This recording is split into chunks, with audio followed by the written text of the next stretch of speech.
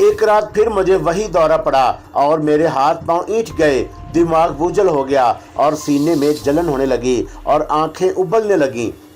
घर में सब सो रहे थे और मैं अपने बिस्तर पर मौत और रिसत की कश्मकश में पड़ा था और कोई मेरी मदद के लिए भी नहीं आया, क्योंकि मेरी चीख हलक में ही घुट कर रह गई थी और इस आलम में भी छत पर हस्बे साबक कुछ शबियत सी दिखाई दी। कुछ साए गुड़मुड़ होते हुए नजर आए और मैंने खौफ और दहशत से आंखें बंद कर ली। उसके बाद जो कुछ मैंने देखा और उससे मेरे जिस्म पर लर्जा तारी हो गया। फिर जगदीप उनके हमरा कहीं और भी गया था। वो सब एक गाड़ी में थे जिसे सुशील नामी अफसर ड्राइवर कर रहा था। उनकी वापसी खासी देर में हुई। फिर सुशील की जीप जगदीप को बड़ी हवेली छोड़कर वापस चली गई। वो बड़ी हवेली से निकल कर किस तरफ गए थे, मेरे अंदर दोबारा अथल पथल शुरू हो गई। उसका इल्म नहीं हो सका। और इस बात की क्या ज़मानत है कि तुम्हारे मुखबर ने जो इतला दी है वो दुरुस्त है। वो तीनों जगदीप को छोड़ने के बाद छावनी भी गए थे। कुछ देर कर्नल हार्डिंग के साथ रहे। फिर कर्नल ने उन्हें एक मातहत के हवाले कर दिया और उसी ने मुझे फ़ोन किया था। पारो के चेहरे पर खौफ नज़र आ रहा था। उनको उन फाइलों की तलाश है जो तुम्हारे हाथों मरने वाले तीनों कर्नलों ने बड़ी अरकरेजी के बाद तरतीब दी थी। फिर मैंने सोफे पर पहलू बदला। मेरे मुखबर ने बताया है कि फ़ाइलों की गुमशुदगी की इतला को कम अज़ कम सुशील ने कबूल नहीं किया। उसने इन फाइलों के एवज मेरे आदमी को अकेले में भारी रकम की लालच दी थी और पारो ने अपना सर मेरी गोद में डाल दिया।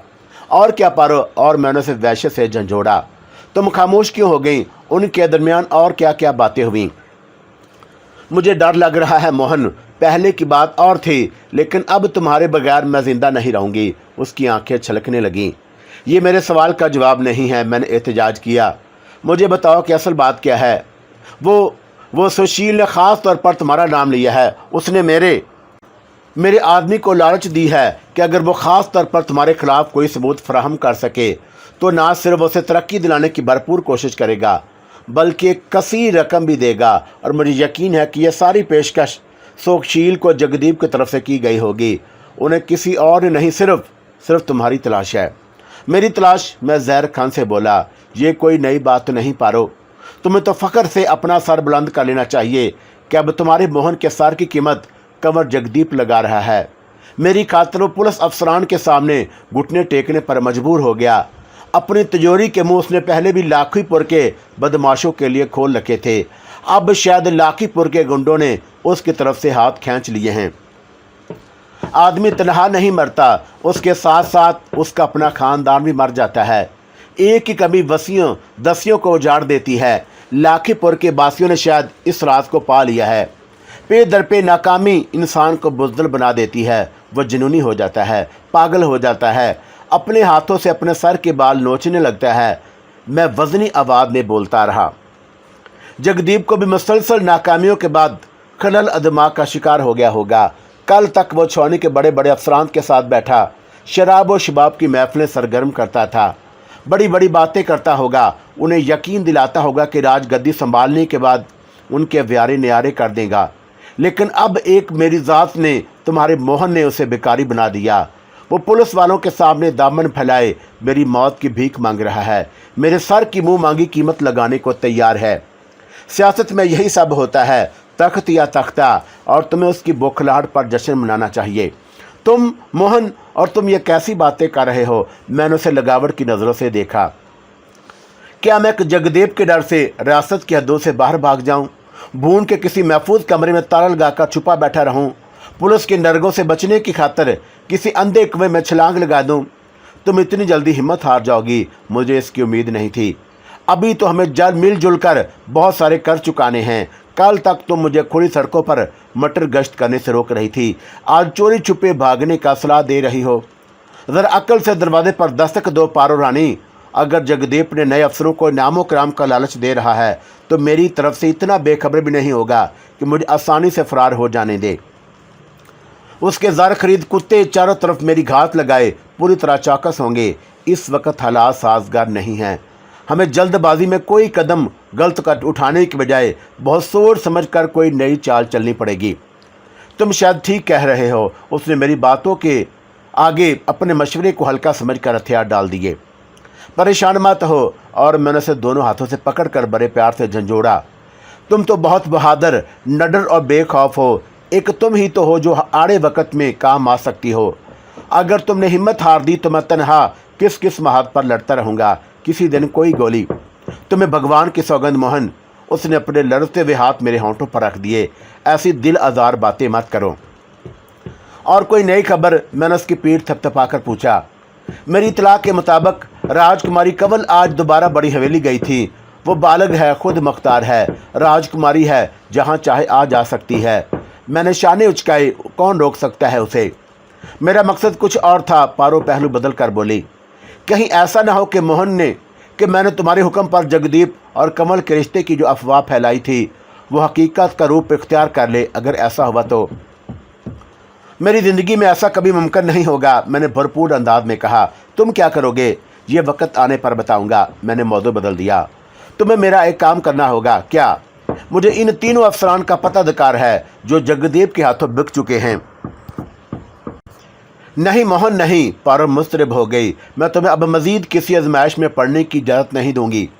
वैसे भी इन तीनों अफसरों का 3 कर्नेलों के मारे जाने से सबक लेते हुए एक दूसरे से दूर दूर और अलग ठिकानों पर क़याम है।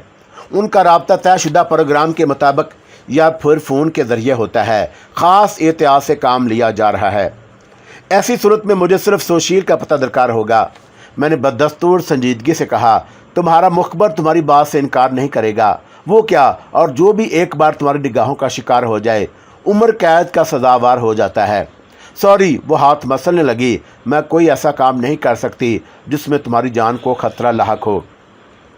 ठीक है, मैं दूसरे ज़राए अख्तियार करूँगा। मैंने उठते हुए सर्द महरी का मुजाहरा किया। वो तड़प उठी और मेरे दोनों हाथ थाम कर पसमुर्दा आवाज़ में बोली, मैं तुम्हारी बात मान लूँगी लेकिन एक शर्त पर। उसकी नशीली आंखों में इल्तिजा थी। वो क्या? तुम भून से तनहा बाहर नहीं जाओगे। मैं भी तुम्हारे साथ रहूँगी। तुम्हारी शर्त मेरी ख्वाहिश के आन मुताबिक है। मैं मुस्कुरा दिया। और तुम साथ होगी तो मुझे मरने का अफसोस नहीं होगा। पारो होंठ चबाती रही। मैंने वहाँ से जाना चाहा तो उसने दोबारा मेरे हाथ जकड़ लिए। आंखों में आंखें डालकर बोली, मोहन, क्या तुम्हारे जहन में भी कोई ऐसा नाम नहीं जो जिसे बड़ी हवेली में होने वाली वारदात का जिम्मेदार ठहराया जा सके? मैंने पारो की तवज्जो लाखीपुर के शोरा पुश्तों की जन्म मबजूल कराने की कोशिश की। खुद पारो भी इस हकीकत से वाकफ़ थी कि रियासत के दरमियान लाखीपुर के गुंडों के अड्डे फैले हुए थे।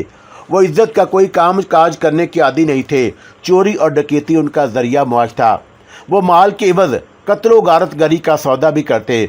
कोई बड़ी वारदात करने के बाद वो रियासत के दूर से कुछ अरसे के लिए रूपोश होने की खातर दूर चले जाते। मामला दब जाने के बाद वो दोबारा वापस आ जाते थे। पुलिस का हाथ गर्म करते रहने के सबब उनके खिलाफ कभी कोई बड़ी कार्रवाई अमल में नहीं आई थी। और ये बात भी पारो के इल्म में थी कि जगदीप उनका सबसे बड़ा और मालदार गाहक है। पर मैं बात मेरी गौर से सुनती रही। वो किसी वकील या खरांड पुलिस अफसर की तरह एक एक जुजियात पर नज़र रखने की आदी थी। मैं महसूस कर रहा था कि लाखीपुर के बदमाश बड़ी हवेली के खूनरेजी के सिलसिले में इस बात ये उसके हलक से नीचे नहीं उतर रही। लेकिन इस वक्त उसने कोई बहस भी नहीं की। अगर वह बार बार मुझे टटोलने और खरीदने की कोशिश करती तो भी मेरी ज़ुबान पर उस बदमस्त, उस पागल, नादान और जज्बाती कातिल का नाम नहीं आ सकता था, यानी सुंदिया। सुंदिया जो बड़ी तेजी से अमर बेल की तरह अपना कद निकाल रही थी। वो नादान लड़की भी मेरी खातर दीवानी हो गई थी। एक कमर जगदीप को रास्ते से हटाने की खातर उसने 18 इंसानों के खून से अपने हाथों पर खून की मेहंदी सजा ली थी। मैंने अपनी बात मुकम्मल करके दोबारा जाने का इरादा किया तो पारो ने मुझे अपने कुशादा आगोश में जकड़ लिया। नहीं मोहन, आज रात कहीं जाने की बात ना करो। आज सिर्फ मेरे बन जाओ। मुझे अपने विनिश को अपनी सुर दिखानी है। गैर हाजिर रहा तो उसके हरकारे तुम्हारी ख्वाबगाह पर भी दस्तक देने आ जाएंगे। मैंने उसके गुलाबी रुखसारों पर चुटकी भरी।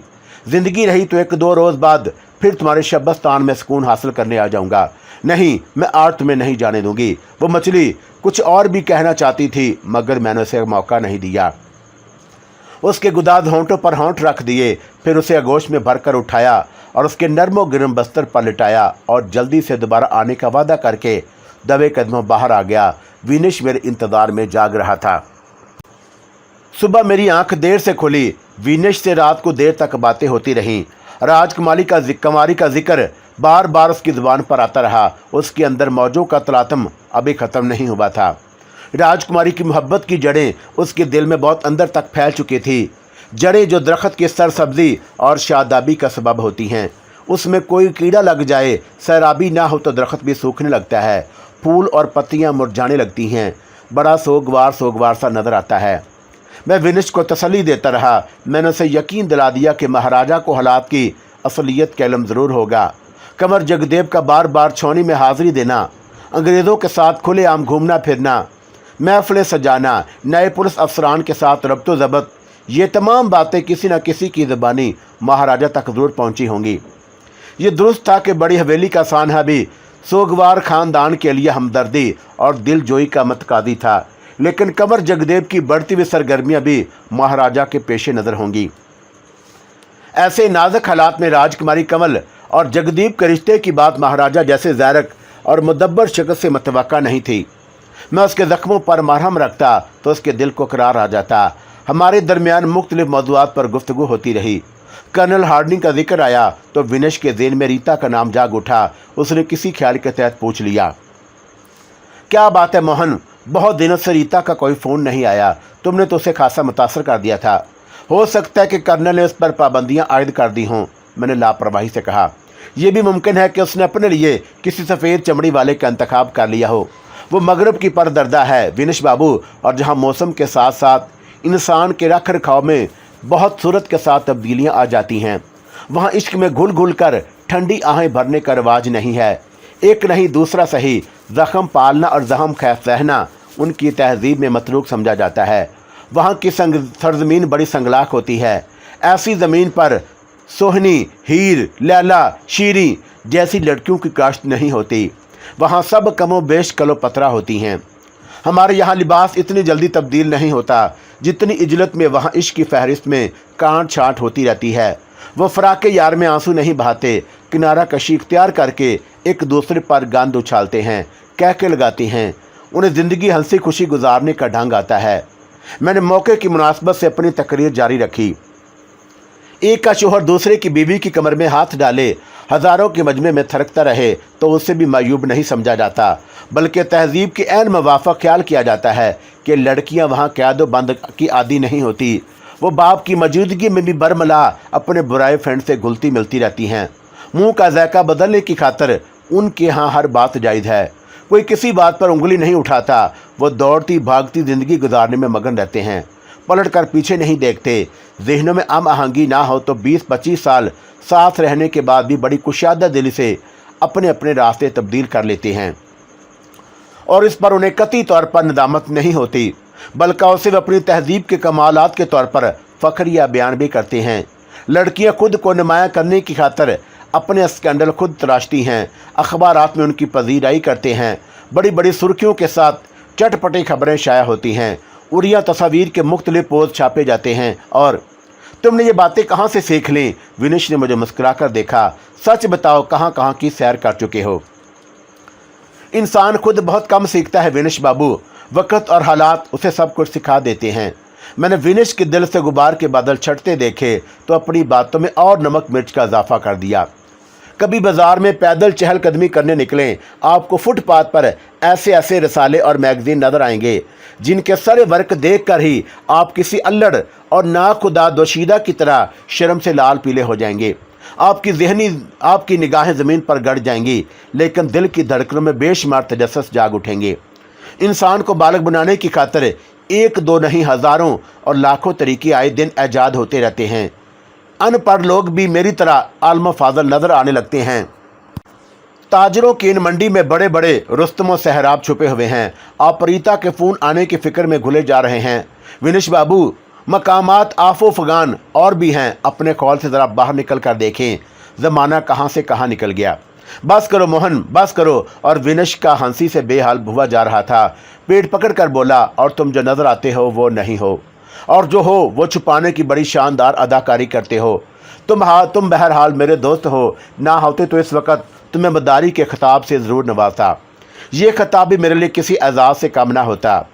इस किस्म की बातों से मैंने दानिस्ता विनिश की दिलबस्तगी का सामान किया था। चुनाचा रात सोने से कबल उसकी परेशानी उदासी में बहुत कमी वाक़या हुई।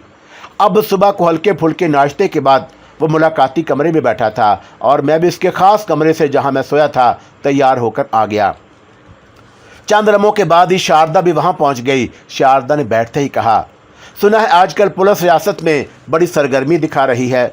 उसने बज़ाहिर विनिश को मुखातब किया, लेकिन मैं समझ रहा था कि वह मुझे मोहतात रहने की तलकीन कर रही है।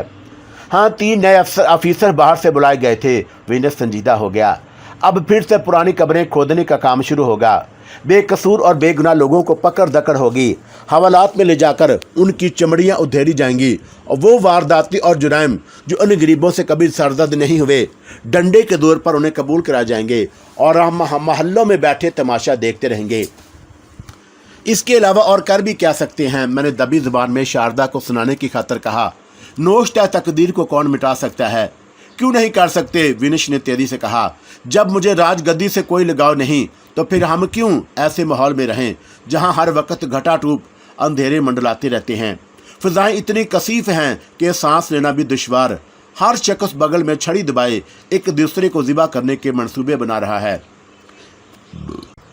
विनिश ने मेरी तरफ देखा। वो अचानक बड़ा जज्बाती हो गया। तुम मोहन, तुम आज तैयार हो जाओ और मैं आज ही तुम्हें और शारदा को लेकर इस रियासत को हमेशा के लिए खार बैद कह दूंगा।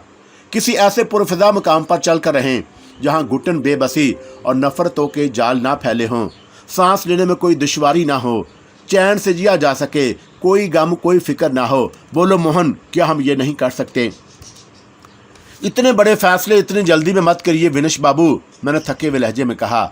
हमारे दुश्मन हमें बुज़दिली का ताना देंगे। हमारे चले जाने से फिजा की कसाफतें साफ नहीं होंगी। हमारी शराफत को कई मैनी पहनाए जाएंगे।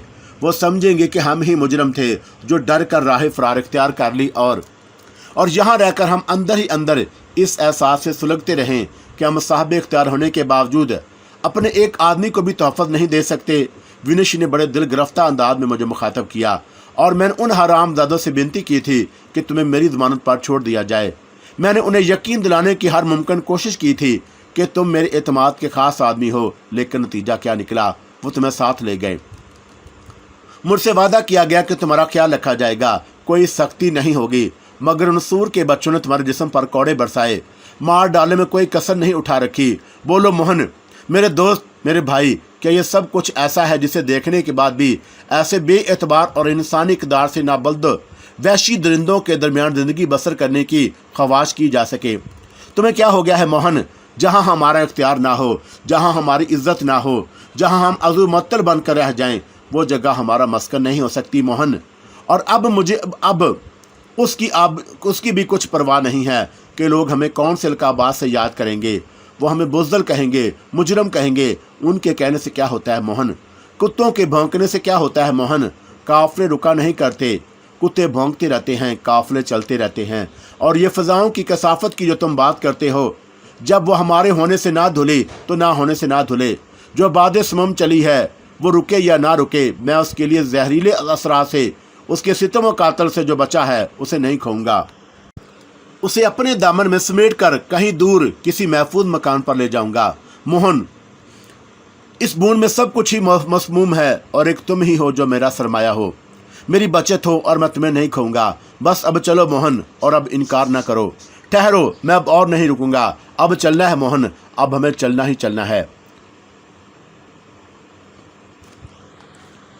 विनिश की आवाज़ भर्रा गई थी, टूटती चली गई थी और मैं देखे जा रहा था। चलो मोहनदास, अब चलो मोहन, और मेरे कानों में ये जुमला गूंज रहा था।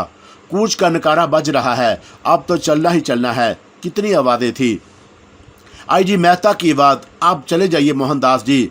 साधु देवराज और कच्छे वाले पंडित की आवाज़ें, चलिए महापुरुष मोहनदास जी महाराज, अब चलिए चलिए। शारदा की आवाज़, एक सदाए ख्वाबनाक मोहन, अब चलो मोहन, चले चलो। डाली की चीख, उसकी चिंगार, भाग चल शेरू, अब यहाँ से भाग चल। सुंदिया की पकार, मोहन चलो चलो। पारों की सरगोशियाँ, मोहन भाग चलो, अब मोहन भाग चलो। एक शोर था चलो चलो का जो मेरे कानों में गूंज रहा था और मैं गुमसुम एक टक विनिश का चेहरा तके जा रहा था। मुझे विनिश का चेहरा नजर नहीं आ रहा था और मैं उन आवाज़ों को कानों से सुन रहा था और आंखों से देख रहा था। ये आवाज़ें मुजस्सम होकर मेरे आंग निगाहों में समा गईं। कुछ और सदाएं भी थी जो मुझे अपनी सिमत बुला रही थी।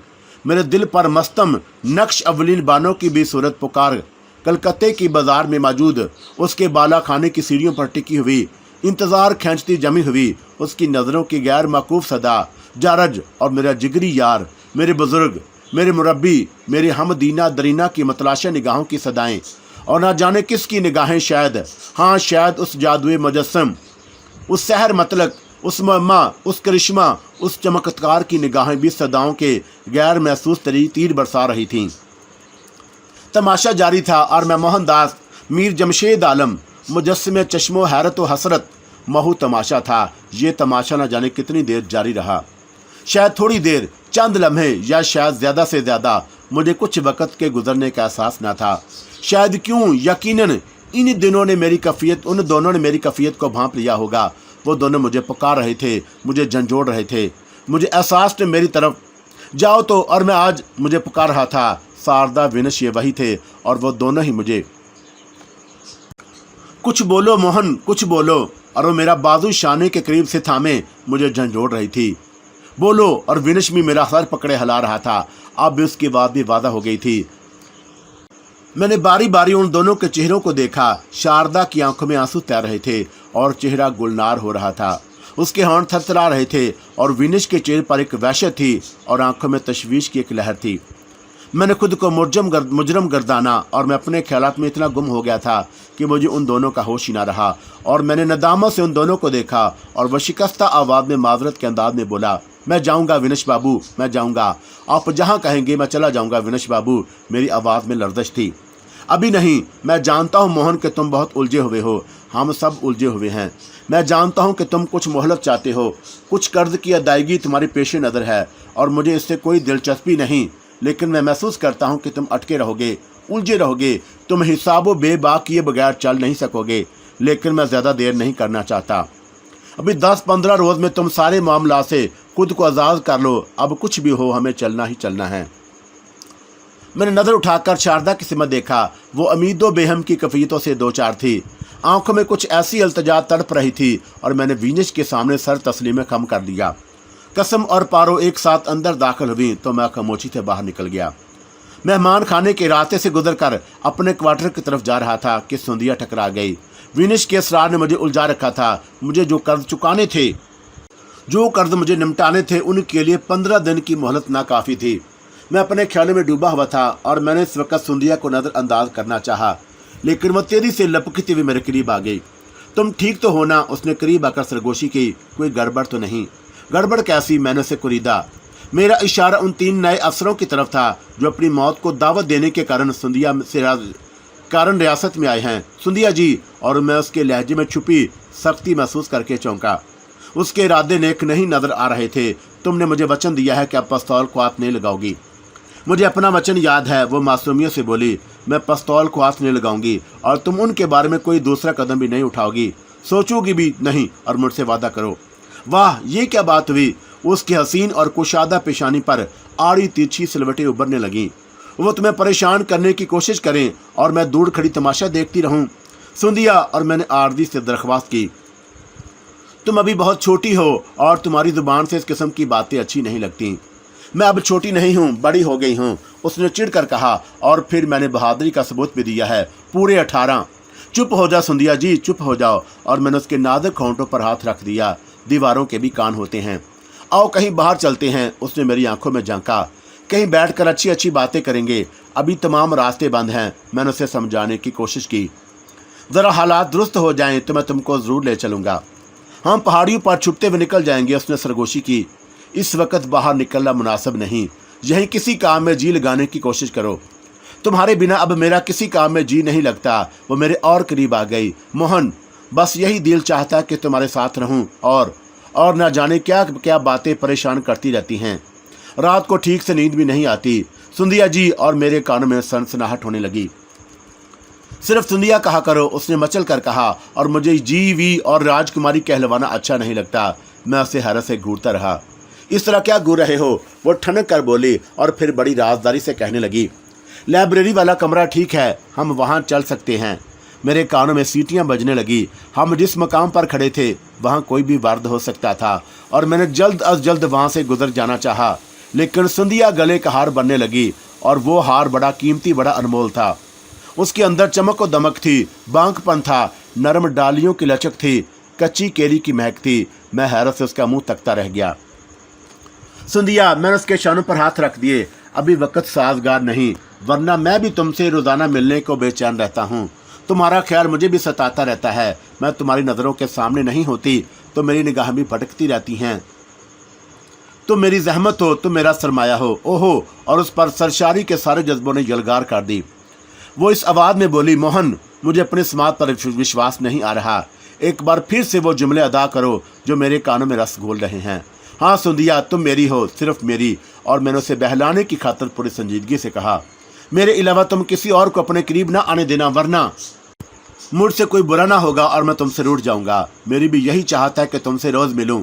बस कुछ दिन और सब्र कर लो, अपने आप को काबू में रखो, पढ़ाई में दिल लगाओ। मैं चाहता हूं कि तुम तालीम के मामले में भून की तमाम रानियों और राजकुमारियों को बहुत पीछे छोड़ दो, सबसे आगे निकल जाओ। फिर मैं तुम्हें सबकी निगाहों से छुपाकर चोरी कर लूंगा, बहुत दूर ले जाऊंगा, ऐसी सरसब्दो शादाब वादियों में जहां हमारे सिवा कोई और नहीं होगा। मोहन, उस पर नशा सा तारी होने लगा। कहीं मैं कोई सपना तो नहीं देख रही। इन सपनों को पूरा करने की खातिर हमें बड़ी एहतियात, सच्चाई और राजदारी से काम लेना होगा। तुम ठीक कहते हो मोहन, यहाँ भून में चारों और तुम्हारे दुश्मन घात लगाए बैठे हैं। मैं जानती हूँ कि अगर भून की सूर खानियों को पता चल गया कि तुम सिर्फ मेरे हो तो वो और भी तुम्हारी दुश्मन बन जाएंगी। मैं बच्ची नहीं हूँ और मैं जानती हूँ कि वो तुम्हें किस तरह ललचाई नज़रों से देखती हैं। विनिश मामा का डर ना होता तो वो तुम्हें कच्चा चबा डालती, और तुम मेरा मतलब समझ रहे हो ना। अब तुम भी अपना ध्यान रखना सुंदिया, और कोई ऐसी वैसी बात हो तो मुझे बताती रहना। ठीक है। उसने इस बात में सर को जुम्बश दी। लाइब्रेरी में कब मिलेंगे? उसके कदम फिर डगमगाने लगे। बहुत जल्द। और मैं उसके गालों को थपथपाया और फिर कुछ कहे बगैर तेजी से कदम मारता अपने क्वार्टर की सिमत चल पड़ा। वो भी जल्दी से वीनस की तरफ जाने वाले रास्ते पर हो ली। क्वार्टर के सिर में डाली गुड्डे को नहलाने के बाद लिबास तब्दील कराने में मसरूफ थी। मुझे देखा तो उसकी पेशानी शिकन आलूद हो गई। बड़े जले कटे लहजे में बोली, रात कहाँ गुजार कर आ रहा है शेरू? तेरा दिमाग तो अपनी जगह है या बिल्कुल ही बौली हो गई है? मैंने उसे गुस्से से घूरा। कड़वी लगी ना मेरी बात? वो जहर खान से बोली, तू भी तो मुझसे ऐसे ही उल्टे सीधे सवालात करता है, और मैंने तो कभी तुझे दीदे फाड़ कर नहीं घूरा। सच बचा, तूने नाश्ते में मिर्चें तो नहीं चबा डाली? और मैंने डाली के करीब आलती मारती मार कर बैठ गया। आज मुझे उस पर प्यार आ रहा था। गुड्डा मुझे करीब देखकर हाथ पैर चिल्लाने लगा, और डाली ने मेरे सवाल का कोई जवाब नहीं दिया, मुंह फैलाए अपने काम में मगन रही। डाली, मैंने उसे आहिस्ता से आवाज़ दी, आगे बोल, क्या कहना चाह रहा है? आज तो मुझे बड़ी सुंदर लग रही है, भोली भाली मासूम सी बकरी। बकरी ना होती तो तेरे थान में इस तरह खोंटे से ना बंधी होती, कब की रस्सी तुड़वा कर 9-2-11 हो गई होती। तो ऐसा कभी नहीं कर सकती, मेरा मन नहीं मानता। क्यों नहीं कर सकती ऐसा? वो जल्ला कर गुड्डे के 2 हत्थर मारकर मेरी तरफ पलटी। क्या लगती हूँ मैं तेरी? तू मेरा सब कुछ है डाली, मैंने बड़े प्यार से कहा। तू मेरा दिल है, मेरा जिगर है, मेरी सांसें हैं, मेरा जीवन का सबसे बड़ा सच है। बाकी सब झूठ है, मकर है, फरेब है। समझ गई वो, मैंने खेत अंदाज में मुस्कुराई। रात कहीं लंबी चोट लगी है, दाल नहीं गली होगी तेरी जबी तो मुझसे। कुछ देर चुप नहीं रह सकती, और मैंने बड़े खलूस से उसके गाल पर एक थप्पड़ मारा तो वह शशदर रह गई। एक लम्हे को मुझे भूखी शेरनी की तरह घूरती रही, फिर बेइख्तियार मेरे सीने पर सर रखकर सिसकने लगी। उजली और मन की साफ औरत थी, इसलिए शायद वो मेरे थप्पड़ का असल मफहूम भांप गई। मैंने भी जवाब में उसे पूरी कव्वत से सीने की गहराइयों में छुपा लिया। उसकी सिसकियाँ और तेज होने लगीं और मैं उसकी पीठ सहलाता रहा। गुड्डा हमें अजीब नज़रों से घूरने लगा। आईजी मेहता की जन्म से 3 दिन की मोहलत गुजरे भी कई दिन और गुजर गए, मेरा कोई बुलावा नहीं आया। बाहर से नए तफ्तीश कुंदगान आ चुके थे, इसलिए मेहता को अजर लंग मिल गया होगा। मेरे लिए अब छुट्टी ही छुट्टी थी। इम्तिहान देने का वक़्त फ़िलहाल टल ज़रूर गया था, लेकिन मैं जानता था कि इस बार मुझे सख्त मरहलों से गुजरना होगा। कुछ ऐसे सवाल पूछे जाएंगे जो निसाब से बाहर के होंगे।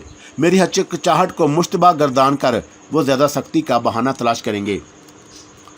मैं नए अफसरान की किसी कार्रवाई से पहले सबकत ले जाना चाहता था, और मुझे चूहेदान में फंसकर बेबसी की मौत मंजूर नहीं थी। लेकिन पारो रानी लई तो लाड़ से काम ले रही थी। उसने मुझसे कहा था कि जिस आदमी ने उसे सुशील और कंवर जगदेव के बारे में इतला दी थी, वो कुछ दिनों के लिए रियासत से बाहर गया हुआ है। मैं समझ रहा था कि वो मुझे टाल रही है और मेरे पास और भी तरीके थे। एक बार भूड़ से बाहर निकलने का कोई मौका मुयस्सर आ जाता तो मैं खुद उसे घंगाल लेता। एक दिन और गुजर गया और मेरे अस्तराब में रोज़ अफजों इजाफा हो रहा था। फिर एक रोज़ खिलाफ तवक्का रीता का फ़ोन आ गया। विनिश के ख़ास कमरे में इस वक्त मेरे सिवा कोई और नहीं था। हमारे दरमियान हिजर फराक की बातें होती रहीं। रीता ने मुझे बताया कि कर्नल हार्डिंग ने थक हार कर बिल आकर उसे इतनी रियायत दे दी है कि वो मुझे फ़ोन पर अपनी आवाज़ सुना सके। वो मुझे रियासत के दीगर अहवाल से भी मतला करती रही। फिर मेरे बेहद इसरार पर उसने सहमी आवाज़ में सोशील और दूसरे 2 अफसरान की रिहाइशगाह का पता भी बता दिया। उसने दरख्वास्त की कि उसका नाम दरमियान में ना आने पाए। हर काम बड़ी राजदारी से किया जा रहा था। रीता से राब्ता मुंतक़े करने के बाद मैं विनिश के कमरे में आ गया और जहां प्रीत मौजूद थी उसने मुझे कीना तोड़ और मगरूर नज़रों से देखा। फिर नफरत से मुंह फेर कर विनिश की बातों में मसरूफ़ हो गई। विनिश मुझे बिखरा बिखरा नजर आ रहा था। ये उकदा भी ज़्यादा देर बरकरार नहीं रहा। प्रीत इस वक्त विनिश की मज़ार पुरसी के लिए नहीं, उसके जख्मों पर नमक छिड़कने आई थी। वो कह रही थी, राजकुमारी कमल का झुकाव आजकल बड़ी हवेली की तरफ बढ़ता जा रहा है। वहाँ रून माह होने वाले साने के बाद से कमल 3-4 चक्कर लगा चुकी है। एक बार जगदीप भी महाराजा के दर्शन करने राजमहल जा चुका है। सुना है कि महाराजा अनकरीब कोई अहम ऐलान करने वाले हैं। लोग तरह तरह की क्यास आराइयाँ कर रहे हैं। आप शायद राजकुमारी कमल और कंवर जगदीप के रास्ते की तरफ इशारा कर रही हैं।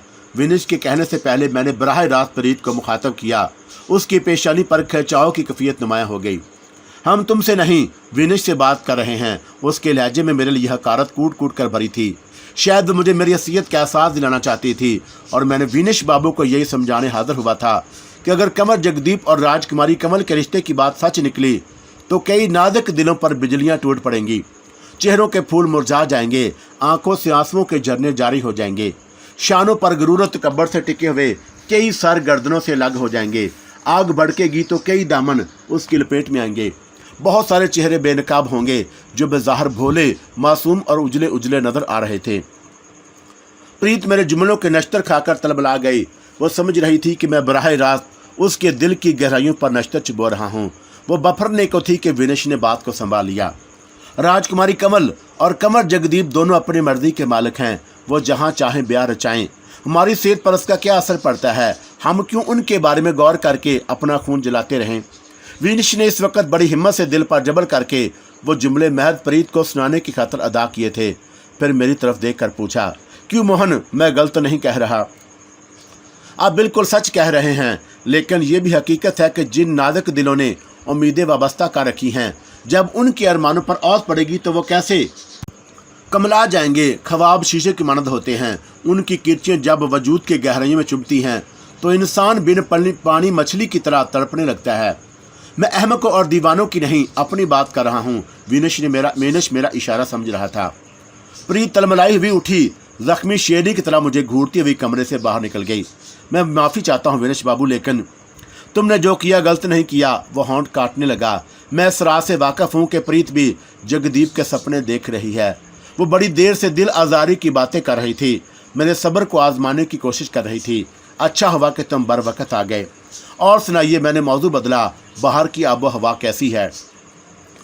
कल रात गए इंस्पेक्टर सहना का फ़ोन आया था। मेरा खास आदमी है। वो बता रहा था कि नए आने वालों ने फ़िलहाल लाखीपुर के कुछ बदमाशों को हिरासत में लेकर पूछताछ शुरू की है। ये भी जगदीप की अम्मा पर हुआ होगा। मेरे मुंह से निकल गया। क्या मतलब? विनिश ने वजाहत तलब की। ये पेशबंदी है विनिश बाबू, अभी उनका नजरा दूसरों को दिखाने के लिए अपनों पर ही गिरेगा। मैंने ज़हर खान से जवाब दिया। महफिल को गरमाने की खातिर शुरू में छोटे फनकारों को स्टेज पर लाया जाता है। उस्तादों का नंबर बाद में आता है। इस बार वो दानिशमंदी से काम लेंगे। जगदीप के अलावा हमारे और भी बहुत सारे मेहरबान हैं। उन्होंने आने वालों को ज़रूर बताया होगा कि कुर्बानी का बकरा किसे बनाया जाए और मैं किसी गलतफहमी का शिकार नहीं हूँ। वो एक बार फिर आपकी दलीलें रद्द करके मुझे ले जाएंगे। इस बार वो साधु देवराज और उसके चेलों की भूख हड़ताल की नौबत भी नहीं आने देंगे। जो कुछ करेंगे बरक रफ्तारी से करेंगे। पुलिस मुकाबले का जिम्मेदार भी रचाया जा सकता है। रोज़ नामचों में यही लिखा जाएगा कि मैंने जंजीरें तोड़वाकर उन पर कातिलाना हमला करने की कोशिश की थी। सबूत के तौर पर वो अपने ही किसी दयानतदार मातहत का गला घोंट देंगे। कत्ल का इल्जाम मुझ पर आयद किया जाएगा। एक गोली मेरे जिस्म में दाग दी जाएगी। बाद में मुकदमे की कार्रवाई भी यकतरफा होगी। आप भी हाथ मलते रह जाएंगे। ये सब कुछ जानने के बावजूद तुम 15 दिन की मोहलत पूरी करने पर आमादा हो, विनश ने शिकवा किया। तुम इस वक्त हाँ करो और मैं सूरज गुरूब होने से बेशतर तुम्हें और शारदा को लेकर रियासत छोड़ने को तैयार हूँ। बोलो क्या जवाब है तुम्हारा? जहाँ इतने सूरज गुरूब हुए हैं वहाँ कुछ और डूब जाएं तो कोई फर्क नहीं पड़ेगा। अब दिन ही में कितने बाकी रह गए। फिर शारदा लहराती बल खाती कमरे में दाखिल हुई तो बातों का रुख बदल गया। मैंने और पारो ने मिलकर जगदीप और राजकुमारी के रिश्ते का जो शोशा छोड़ा था वो फैल कर वसी होता जा रहा था। जगदीप ने राजकुमारी के बार बार बड़ी हवेली आने के कुछ और ही मतलब निकाले होंगे। प्रीत की इतला के मुताबिक कमर जगदीप को भी महाराजा के दर्शन का ध्यान आने लगा था। अगर मुझे अंदाज़ा होता कि बात अचानक इस कदर संगीन सूरत अख्तियार कर लेगी तो शायद मैं राजकुमारी कमर से बड़ी हवेली जाने की दरख्वास्त कभी ना करता। मैंने हालात को समेटने का इरादा किया। मेरे अब भून से निकलना ज़रूरी हो गया था। राजकुमारी कमर से मुलाकात करके उसे समझाना था कि अब इसका बड़ी हवेली की जनाब रुख करना मुनासिब नहीं। उसकी ज़ात से गलत मकासद वाबस्ता किए जा रहे हैं। उसी बहाने महाराजा से मुलाकात हो जाती। उसके अलावा मुझे सोशियल को भी ठिकाने लगाना था। जहाँ पहले इतने खून हो चुके थे वहाँ एक और सही हसरत तो बाकी नहीं रहेगी। विनश के 15 दिन की मोहलत में अभी 4-6 रोज़ बाकी थे और मैं उस रोज़ सुबह ही सुबह उसके पास चला गया। सिर्फ चेहरा दिखाना मकसूद था। बूंद से बाहर जाने की खातिर मैंने एक नया रास्ता तलाश कर लिया। सारी तैयारियां मुकम्मल थी लेकिन सारे मंसूबे धरे के धरे रह गए। मैं विनश से 2 बातें करने के बाद गुड्डे की बीमारी का बहाना करके उठने ही लगा था कि फ़ोन की घंटी बजी और विनश ने कॉल रिसीव की। 1 मिनट पहले वो हशाश बशाश था लेकिन अचानक उसके चेहरे पर मुर्दनी छा गई। मुंह खुले का खुला रह गया। रिसीवर हाथ से छूटकर नीचे गिर गया। क्या खबर है? मैंने वैश्य से पूछा। मोहन, उसकी आवाज़ कांपने लगी। रूंधी हुई आवाज़ में बोला, हीमा ने खुदकुशी कर ली। मुझे अपनी कुव्वत इस्मात पर यकीन नहीं आया। हीमा एक नोखेज किली थी। उसकी बोटी बोटी से उम्मीदें फूटती थी। बड़ी बागो बहार तबीयत की मालिक थी और कल ही मैंने उसे कसम के साथ देखा था कैसे हंस हंस कर बातें कर रही थी। मैं समझा शायद विनश मजाक कर रहा है लेकिन महारानी माया देवी की आहो बका करती कमरे में दाखिल हुई तो मुझे इस खबर की सदाकत पर यकीन आ गया।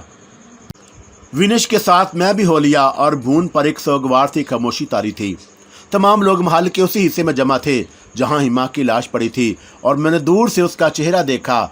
उसका शुहाबी रंग नीला पड़ गया था। इशारों में बातें करने वाली हसीन आंखें बंद थी। कल तक डाली डाली चहकने वाली बुलबुल हमेशा के लिए खामोश हो गई थी। मखरूती होंठों पर खून की एक बारीक लकीर जमी नजर आ रही थी। बूंद के डॉक्टर ने उसकी मौत का बाकायदा ऐलान किया तो सब धाड़े मार मार कर रोने लगे। मौत की वजह बेज़ाहर जहर खा लेने की अलामतें ज़ाहिर कर रही थी मगर कुछ देर बाद हिमा की मौत को हरकत कल्ब बंद हो जाने का मामूली सानहा करार दे दिया गया। उसकी मौत मामा बन गई। जितने मुँह उतनी बातें भून में भिन बनाने लगी। हर शख्स बौखलाया बौखलाया नजर आ रहा था। अजीब अफरा तफरी का आलम था। कुछ ही देर में भून में लोगों की आमद का सिलसिला शुरू हो गया और विनश के वाकफकार बेशुमार थे।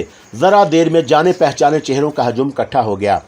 विनश रस्म निभाने की खातिर सबसे गले मिल रहा था लेकिन इस वक्त मेरे खून में खौलन शुरू हो गई जब मैंने विनश को जगदेव से गले मिलते देखा।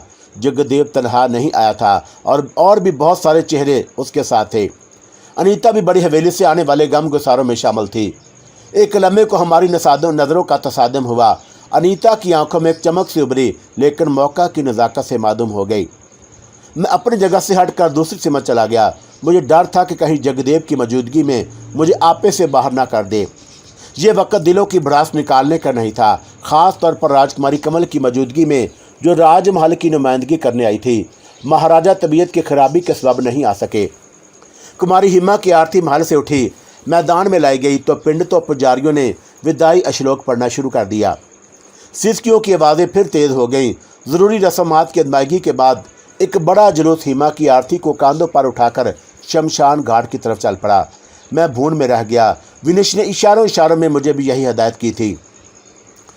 कैसा अजीब इत्तेफाक था। रियासत राजेपुर में मेरा सबसे बड़ा दुश्मन मेरी जिद में आकर जिंदा वापस चला गया। मैं विनिश के खास कमरे में आकर बैठ गया। ज़हन पर जमी बर्फ आहिस्ता आहिस्ता पिघलने लगी और मैंने अपने गिरेबान में झांका तो खून के कुछ कतरे मेरी पलकों तले तैरने लगे। मेरे दिमाग के कीड़े रेंगने लगे और मुझे यह ख्याल हुआ कि शायद कुमारी हिमा का असल कातिल मैं ही हूँ। वो भी जब जगदीप के इश्क में मुबतला थी। जगदीप ने भी भून की राजकुमारियों से ना जाने क्या क्या वादो वईद किए होंगे। उन्हें शीशे में उतारने की खातर मुस्तकबल के सबज बाग दिखाए गए होंगे। प्रीत भी उसके इश्क में मुबतला थी और उसी की खातर वो अपनों से बेबीगाना हो गई थी। लेकिन हिमा तो बड़ी कमज़ोर साबित हुई। इस अफवाह को भी बर्दाश्त ना कर सकी जो मैंने और पारो ने किसी मसलत के तहत फैलाई थी। तस्दीक की ज़रूरत समझे बगैर उसने इश्क बाजी की जीतने की खातर मौत की बाजी लगा दी। एक ही जिस्म में सारी मंजिलें तय कर ली गई। मेरे ज़हन में खुश्क आंधियों के झक्कड़ चल रहे थे। भून की लड़कियों में से अभी तक किसी ने इतनी शिद्दत और जल्दबाजी का मुजाहरा नहीं किया था। हिमा बड़ी इजलत में सबसे आगे निकल गई। मैं अपने आप को मलामत करता रहा।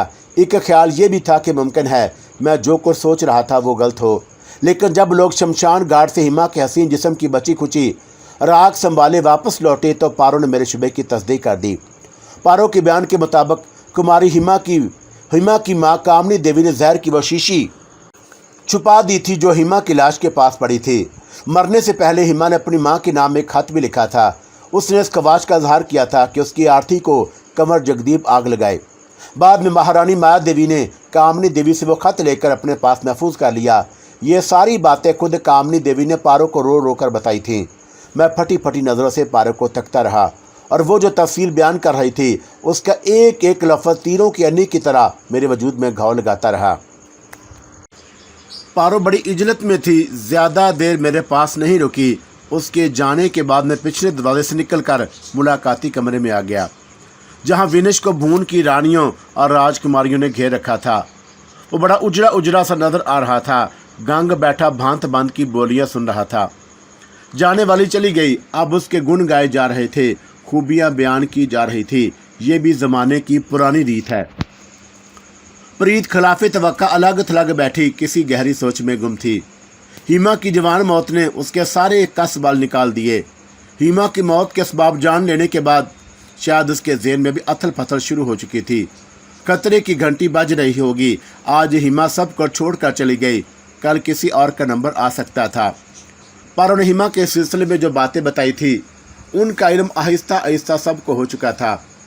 जिस बात को राज रखने की खातर एक दूसरे को जुबान बंद रखने की ताकीद की जाए वो जल्दी फैल जाती है। कसम शंतला और दूसरी राजकुमारियां भी उदास नजर आ रही थी। शारदा और पारो एक जानब सिमटी सिमटाई बैठी थी। सुंदिया हैरत से केक का मुंह तक रही थी।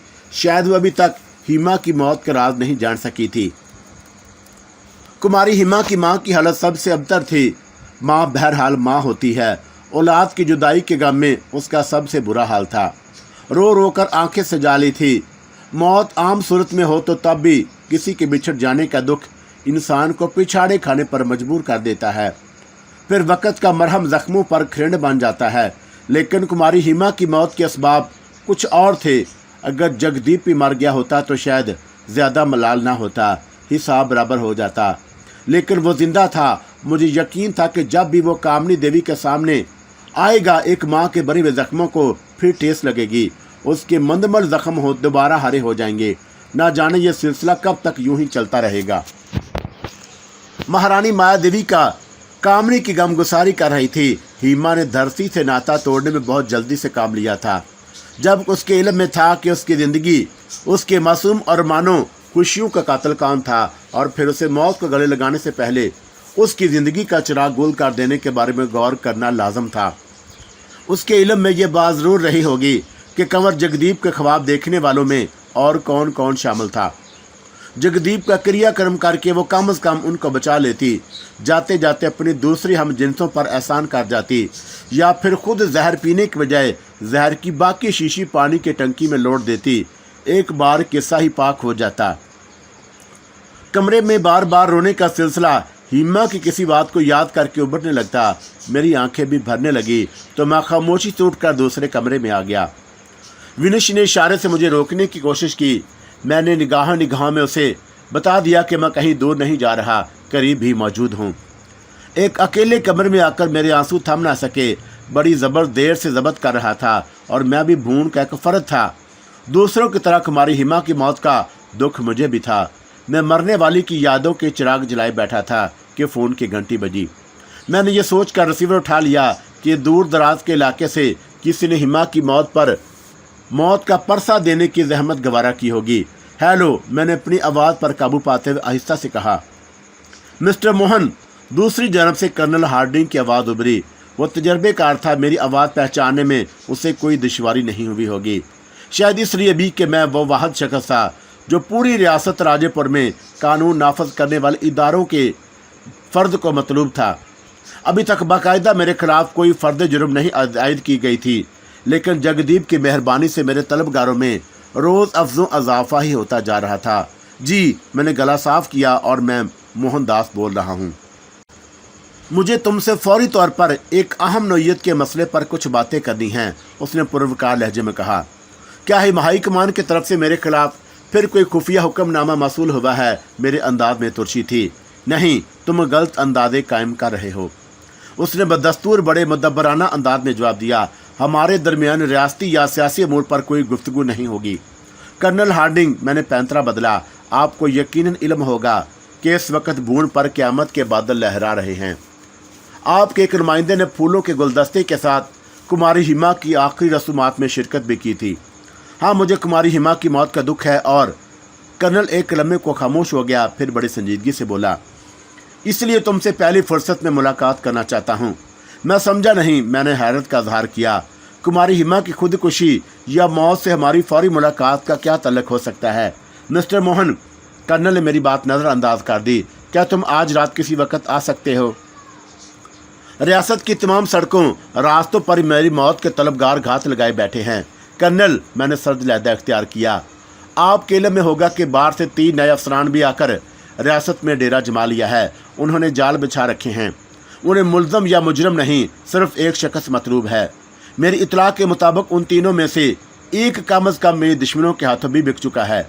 और मैं किसी का नाम नहीं ले रहा, लेकिन कुछ दोस्त मेरे भी हैं जो मुझे ज़िंदा देखने की ख्वाहिश रखते हैं। ऐसे हालात में मेरा भून से बाहर निकलना क्या मुनासिब कदम होगा? मैं अर्ज़ कर चुका हूँ कि हमारे दरमियान कोई सियासी, कानूनी या रियासी मसला ज़ैर बास नहीं आएगा। रहा तुम्हारी हिफाजत का मामला, तो उसकी जिम्मेदारी मैं कबूल करने को आमादा हूँ। कर्नल के लहजे में कोई तज़ा, कोई बनावट नहीं थी। तुम आने का वादा करो, मैं अपने खास कार तुम्हारे लिए करवाना कर दूंगा, लेकिन शर्त यह है कि उसका इल्म मेरे और तुम्हारे सिवा किसी को नहीं होना चाहिए। कर्नल की ऑफर माकूल थी। मेरे ज़हन में कर्नल के खिलाफ किसी साजिश का तस्वर नहीं उभरा। वो बाइख्तियार था। हाई कमान ने उसे दोबारा उसकी खिदमात को बहाल करने में बहुत सोच विचार से काम लिया होगा। वो अंग्रेज़ थे जिन्होंने पूरे हिंदुस्तान को अपनी शातराना चाल चल कर अपना गुलाम बना रखा था। वो नरम और दोस्ताना पॉलिसी की आड़ में भरपूर करने के आदी थे, लेकिन कर्नल हार्डिंग के सिलसिले में मुझे तजर्बा हो चुका था कि जिससे मैं छावनी की कैद में था और मेरे जिस्म की खाल उधेड़ी जा रही थी। उस वक़्त कर्नल का एक ही इशारा मेरी मौत के लिए बहुत काफ़ी होता, लेकिन उसने ऐसा नहीं किया और बाद में उसने खुले दिल से मुझसे माजरत भी कर ली थी। कर्नल चाहता तो मुझे छावनी आने की दावत देने के बजाय और ज़राए भी इख्तियार कर सकता था। उसके रंगरूट में मुझे ज़बरदस्ती पकड़ धकड़ कर उसके रूबरू पेश करने की भरपूर सलाहियत रखते थे। मेरे ज़हन में कर्नल के फ़ोन के सिलसिले में मुख्तलिफ ख्यालात गर्दिश करते रहे और मैं कोई नतीजा नहीं कायम कर सका। तुम्हें मेरी दावत कबूल करने में अगर कोई हिचकिचाहट महसूस हो रही है तो मैं तुम्हें मजबूर नहीं करूँगा। कर्नल ने मेरी तवील खामोशी महसूस करते हुए कहा, जब तुम हालात साजगार समझो मुझे एक फ़ोन कर देना। ऐसी कोई बात नहीं है कर्नल, मैंने तेज़ी से कहा, और मेरे ज़हन में अचानक सोशियल का ख्याल उभर आया। उसे ठिकाने लगाने की खातिर भी मुझे भून से बाहर जाना था। कर्नल की खास कार में बैठकर मैं बाहर के हालात का अंदाज़ा बेहतर तौर पर कर सकता था और मैंने अपनी बात जारी रखी। मैं कोई इतना अहम आदमी भी नहीं हूँ कर्नल, और मेरी मौत पर रोने वालों की तादाद भी ना होने के बराबर है, लेकिन एक इकाई भी अपनी जगह अहम होती है।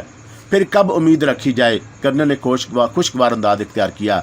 प्रोफेसर ज़ाहदी कहूँ या मोहनदास, आप साहब भी इख्तियार हैं, कोई भी नाम दे सकती हैं। मैंने लहजे में तनाव को दूर किया। मैं आऊँगा कर्नल, आप गाड़ी भेज दें, लेकिन भून के अंदर नहीं, मैं भून के पिछवाड़े वाले गेट पर इंतज़ार करूँगा। मेरी इस जसारत पर किसी नाराज़गी का इज़हार न कीजिएगा।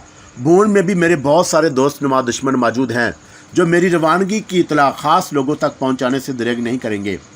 मुझे अपनी या प्रोफेसर ज़ाहिदी की मौत का गम नहीं, लेकिन अगर गोलियां छावनी के अफीसर इन कमांड की गाड़ी पर बरसीं तो उसमें आपकी इज्जत पर भी हरफ आ सकता है। ये आपका ख्याल है मिस्टर मोहन? कर्नल हार्डिंग ने ठोस आवाज़ में जवाब दिया। मैं महसूस कर रहा था कि मेरा जवाब सुनकर उसकी कुशादा पेशानी पर आड़ी तिरछी सिलवटें ज़रूर उभरी होंगी। मेरे जुमले की तलखी हजम करने में करवाहट का एहसास भी ज़रूर हुआ होगा और मैंने जानबूझकर उसे एहसास दिलाने की जरूरत महसूस की थी कि मुझे मौत की घाट उतारने की खातिर दुश्मन कोई भी खतरा मोल लेने से गुरेज नहीं करेगा। कर्नल ने फौरन अपने लहजे को संभाल कर कहा, अभी हालात हमारी दस्तरस से इतने बाहर भी नहीं हुए कि रियासत के सर फिरे कम अज़ कम मेरी ज़ाती कार की तरफ नज़र उठाने की कोशिश करें। ठीक है, मैं 11 बजे के बाद आपकी गाड़ी का इंतज़ार करूँगा। मैंने फ़ोन रख कर फिर ख्यालों में डूब गया। जब से पारो ने मुझे सोशियल के बारे में कंवर जगदीप के हाथों बिक जाने की इतला दी थी, मुझे किसी करवट चैन नहीं आ रहा था। मेरे दिमाग में कर्नल की दावत का मकसद भी कलाबाजियाँ खा रहा था। अभी कुमारी हिमा की चिता की आग पूरी तरह ठंडी नहीं हुई थी और कर्नल का बुलावा आ गया। मुझे ये जल्दबाजी कुछ मुनासिब नहीं लगी, मगर बात यकीनन इतनी अहम होगी कि कर्नल हार्डिंग ने वक़्त के ज़िया का मुनासिब नहीं समझा होगा और मैंने उसकी दावत के मुख्तलिफ पहलुओं पर गौर किया। लेकिन कर्नल का एक जुमला मेरे बेशतर वसवसों की नफ़ी करता रहा। उसने पूरे वसूख से यह बात कही थी कि हमारे दरमियान किसी रियासती, सियासी या कानूनी पहलुओं पर मतलब कोई बात नहीं होगी। फिर ऐसी क्या अहम बात थी जिसने कर्नल को इतनी इजलत पर मजबूर कर दिया था? मेरे जहन में यही एक सवाल बार बार चकराता रहा। पारो कमरे में दाखिल हुई तो मेरे ख्यालात का शिराज़ा मुंतशिर हो गया। विनश तुम्हें याद कर रहा है, तुम चलो मैं आता हूँ। क्या बात है मोहन? पारो ने मेरे चेहरे के तासरात को बगौरे महसूस करते हुए नरम आवाज़ में पूछा। तुम बहुत ज़्यादा उदास और थके थके नज़र आ रहे हो। क्यों? क्या तुम्हें कुमारी हिमा की जवान मौत पर दुख नहीं? मुझे हिमा से इस कदर बुज़दिली की उम्मीद नहीं थी। पारो ने सर्द आह भरी। रात का मौका मिले तो मेरी तरफ आना, इत्मीनान से बातें होंगी।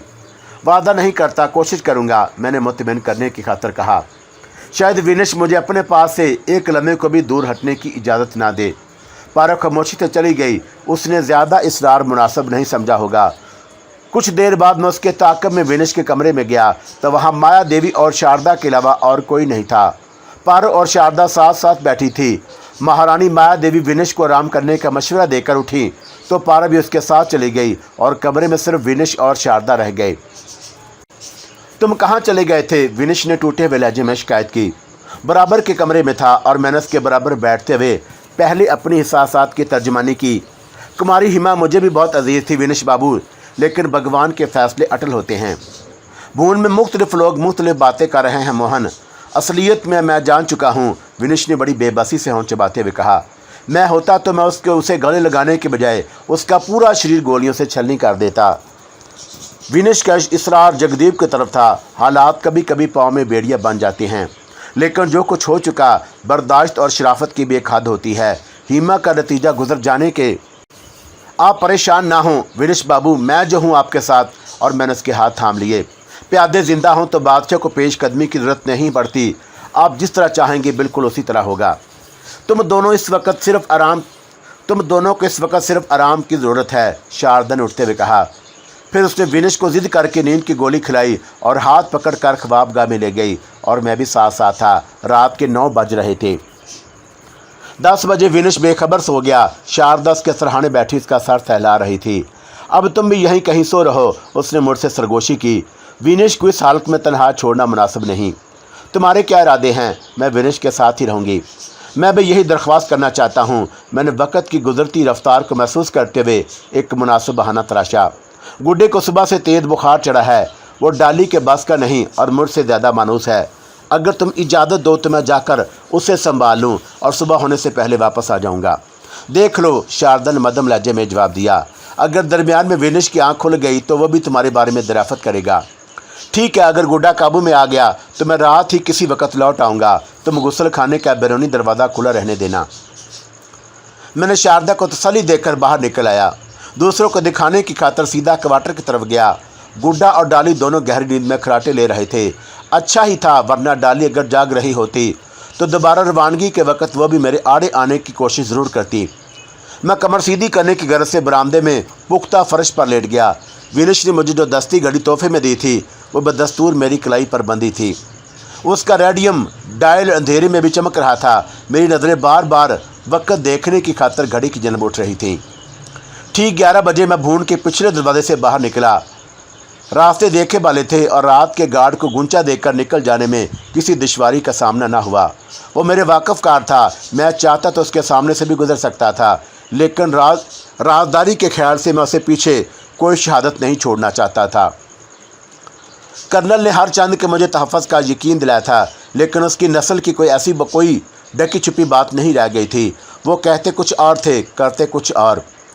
सब्ज़ बाग दिखाकर रकब से खंजर घोंपना उनकी फितरत में शामिल था। मैं एक बार उसे चख चुका था। चुनाचा हफ्ज़े मात कदम के तौर पर मैंने एक बेआवाज़ पिस्तौल अपने लिबास में छुपा लिया। कर्नल की गाड़ी पर इस वक्त उसका फ्लैग लहरा रहा था। ड्राइवर तजर्बाकार था। उसने मेरे होलिये से भी आगाह कर दिया था।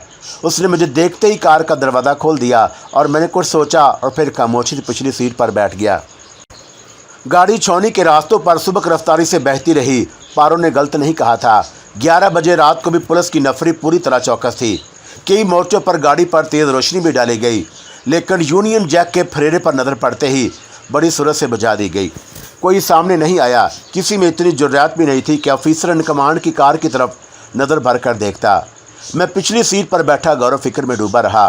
गाड़ी जब छौनी के दरवाजे पर पहुंची तो मैं संभल कर बैठ गया और मैंने अपने आप से कहा, मोहनदास, आज तुम्हारे इम्तहान का आखिरी पर्चा है। कल नहीं तो परसों तुम्हें बहरहाल रियासत राजेपुर से जाना है। तुम्हारा दाना पानी उठने का वक़्त करीब आ रहा है। विनिश की दी हुई मोहलत में भी गिने चुने दिन बाकी रह गए हैं। आज ही मेहता ने जो मोहलत दी थी उसको ख़त्म हुए 1 हफ्ते से ज़्यादा हो चुका है। किसी मसलत ने उसे खामोशी तैयार करने पर मजबूर कर दिया होगा, लेकिन वह किसी वक्त भी मुझे अपने दफ्तर में बुलाकर जवाब तलब कर सकता था। दुश्मनों की कोई गोली कभी कहीं अंधेरे में मेरे वजूद को चाट सकती है। आज दिल की हसरतें बाकी ना छोड़ना, कर्नल की निगाह में निगाहें डालकर बातें करना, किसी झांसे में ना आना, पानी सर से गुजरने लगे तो पिस्तौल निकालने में किसी हिचकिचाहट का मुजाहरा ना करना। एक गोली पहले कर्नल का और फिर एक तुम्हारा किस्सा ख़त्म कर देगी, हिसाब बराबर हो जाएगा। गाड़ी कर्नल की कोठी के पोर्च में जाकर रुकी। मैं इत्मीनान से नीचे उतरा। कर्नल हार्डिंग रेशमी गाउन में बनफ्से नफीस मेरे इस्तकबाल को मौजूद था। मैंने सबसे पहले उसके चेहरे को टटोला। उसकी शख्सियत बड़ी गंभीर थी। मैं कोई अंदाज़ा ना कायम कर सका। कर्नल ने आगे बढ़कर बड़े तपाक से मेरा खैर मकदम किया। गर्म जोशी से दोस्ताना हाथ में हाथ मिलाया तो मैं चुप ना रह सका। कर्नल, मैंने हैरत का इजहार किया, मेरे हाथ आपके हाथ में, इसे मैं क्या समझूं? कर्नल ने जवाब में सिर्फ मुस्कुराने पर इक्तफा की। वो एहतियात से और मौका महल देकर बातें करने का आदी था। अल्फाज का फजूल इस्तेमाल नहीं करता था। अपने कमरे में दाखिल होकर उसने मुझे एक सोफ़े पर बैठने का इशारा किया। खुद दूसरे सोफ़े पर बैठकर बड़े पुरवकार लहजे में बोला, मैं तुम्हें किस नाम से मुखातब करूं? मोहनदास कहूं या ऐरान का आलम, फाजल, प्रोफेसर ज़ाहदी समझूं? मैं इस वक्त आपकी छौनी में मौजूद हूँ। आप साहब इख्तियार हैं। जिस नाम से चाहे पुकारे मैं बुरा नहीं मानूंगा। कुछ पियोगे? शुक्रिया, मुझे शराब की आदत नहीं। कोई सॉफ्ट ड्रिंक? जी नहीं, मेरे पास ज़्यादा वक्त नहीं है, मैंने संजीदगी से कहा। विनिश को नींद की गोलियां देकर सुलाया गया है। कुमारी हिमा की मौत ने उसके दिलो दिमाग को हिलाकर रख दिया है। वो बेदार होकर सबसे पहले मेरे बारे में दिलाफत करेगा। मुझे भी कुमारी हिमा की मौत का गहरा सदमा है। कर्नल ने आंखें बंद कर ली। कुछ देर ख्यालों में गुम रहा और फिर आंखें खोलकर सुलझे हुए अंदाज में बोला, मोहनदास, मैंने तुम्हें इसी वजह से यहाँ आने की जहमत दी है। मैं समझा नहीं। मैंने उसे गौर से देखा। आप विनिश बाबू से फ़ोन पर भी? मैं कुमारी हिमा की नहीं, रीता की बात कर रहा हूँ, कर्नल ने मुज़म्मल अंदाज में कहा। रीता? मैं चौंका। क्या हुआ रीता को? वो ठीक तो है? अभी तो कुछ नहीं हुआ, लेकिन कल को कुछ हो भी सकता है। कर्नल ने सिगार जुलाकर उसके कलम्बा कश लिया और फिर बोला, मैंने तुम्हें रीता के सिलसिले में बुलाया है। जी, मेरा तज़ब्ज़ब 2 चंद हो गया। देखो मिस्टर मोहन, तुम्हारे पास वक्त कम है और मैं भी चाहता हूँ कि हम मामलात कोई मुश्किल मोड़ इख्तियार करने से पहले ही तय कर लिए जाएँ। आप अगर कोई हुक्म देना चाहते हैं तो खुल कर कह दें, तकल्लुफ़ से काम ना लें। मैं समझ गया और मैं आपके किसी हुक्म से इनकार नहीं करूँगा। मुझे गलत मत समझो मोहन, उसने बड़ी आर्जी का मुजाहरा किया और मैं इस वक्त तुम्हें छोटा समझकर एक बुजुर्ग की हैसियत से बात करने का ख्वाहिशमंद हूँ। कर्नल के चेहरे पर एक सानियों को कर्ब के तासरात उभरे और दूसरे लम्हे वो संभल गया। दिलो दिमाग में कोई जंग जारी थी, उसने जल्दी खुद पर काबू पा लिया। मैं तुमसे ये मालूम करना चाहता हूँ कि तुमने अपनी आइंदा ज़िंदगी के बारे में क्या सोचा है, तुम्हारे अज़ाइम क्या है। मैं जानता हूँ कि तुम गैर मामूली कुव्वत इरादी के मालिक हो। तुम्हारे मुस्तकबल भी मुझे बड़ा रोशन और ताबनाक नज़र आता है। तुमने कुछ ना कुछ तो ज़रूर सोचा होगा अपने मुस्तकबल के बारे में। मैंने अपने मुस्तकबल के बारे में सोचना छोड़ दिया है कर्नल। मैंने अपनी सांसें समेट कर लापरवाही का मुजाहरा किया। मेरा मुस्तकबल मेरे हाथ में नहीं, दूसरों के पास गिरवी रखा है, मेरे दोस्तों के हाथ में और मेरे दुश्मनों के हाथ में, इन तीनों अफसरों के हाथ में जो किसी दूसरे इलाके से मेरे मुस्तकबल का फ़ैसला करने आए हैं। वो चाहेंगे तो 2 घड़ी सुकून का सांस ले सकता हूँ, वो ऐसा नापसंद करेंगे तो फिर मेरा मुस्तकबल भी मेरे साथ ही खामोशी के साथ किसी अंधे कुएं में धकेल दिया जाएगा। मेरा वजूद उनकी बार खातर पर गिरां गुजर रहा है। वो मेरी चिता को आग लगाकर रोशनी करने से गुरेज करेंगे। अंधेरे बड़े से बड़े जुर्म और जुल्म तशद्दुद को अपने दामन में छुपा लेते हैं। फिर वो खामख्वा। तुम ट्रैक से हट रहे हो मोहन, कर्नल ने होंठ काटते हुए कहा। मैं तुमसे तुम्हारा और रीता के मुस्तकबल के बारे में दराफत कर रहा था क्या, और मुझे अपनी समात पर धोखा हुआ। अब बात मेरी समझ में आ गई थी। कर्नल इस वक्त ऑफिसर इन कमांड के हैसियत से नहीं, बल्कि रीता के मजबूर बाप की हैसियत से मुझसे मुखातब था। कुमारी हिमा की खुदकशी की दास्तान उड़ते उड़ते कर्नल के कानों तक पहुंच गई होगी और उसी की रोशनी में उसने एक बाप बनकर रीता के बारे में सोचा होगा। उलझी हुई डोर की गिरहें तेजी से यक्के बाद देगरे खुलती चली गई। कर्नल को यह अंदेशा लाक होगा कि कहीं रीता, जिस पर मेरे सिलसिले में पाबंदियां आयद कर दी गईं, दिल के हाथों मजबूर होकर इसी रास्ते पर कदम न रख दे जिससे होकर कुमारी हिमा सबको गौर व फिक्र की कैफियतों से दो चार कर गई थी।